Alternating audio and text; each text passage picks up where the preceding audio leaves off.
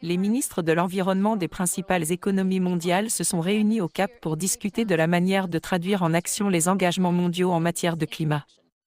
De nombreuses communautés du continent craquent sous la pression du changement climatique, qui s'aggrave au fil des ans. Nous avons vu comment le réchauffement climatique a provoqué de manière inhabituelle des pluies torrentielles, des inondations, des incendies et des tornades qui ont malheureusement causé des pertes humaines, ce qui constitue notre principale priorité. En tant que gouvernements africains, nous avons la responsabilité de veiller à la protection de la santé des communautés. Sur les 6 priorités clés à l'ordre du jour, seules 2 ont obtenu le soutien total, la lutte contre la mauvaise qualité de l'air et la lutte contre le trafic d'animaux et de plantes tels que les rhinocéros et les pangolins. C'est la toute première fois que la qualité de l'air figure à l'ordre du jour du G20 et nous sommes parvenus à obtenir un consensus total à ce sujet.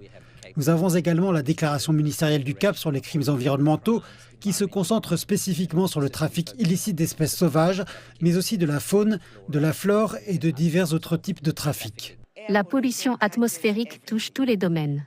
On pourrait dire qu'il s'agit d'une question environnementale, mais c'est aussi une question de santé. C'est une question économique. C'est une question sociale. Cela montre une fois de plus la nature transversale des questions environnementales et de la pollution atmosphérique.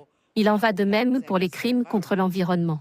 Si ces accords historiques marquent un tournant, l'échec des pays participant à la réunion à trouver un terrain d'entente sur des questions telles que la gestion des déchets et la dégradation des sols signifie que l'Afrique continuera à faire face à de sérieux défis dans ses efforts de préservation de l'environnement.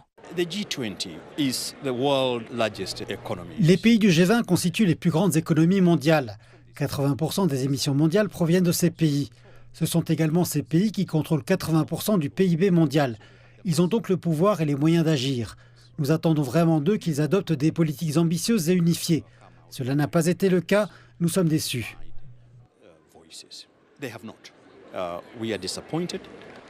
Alors que les discussions sur l'environnement du G20 s'achèvent au Cap, l'attention se tourne désormais vers la COP30 à Belém, au Brésil, et la prochaine réunion sur l'environnement à Nairobi, où les nations tenteront une nouvelle fois de trouver un terrain d'entente sur un avenir vert commun.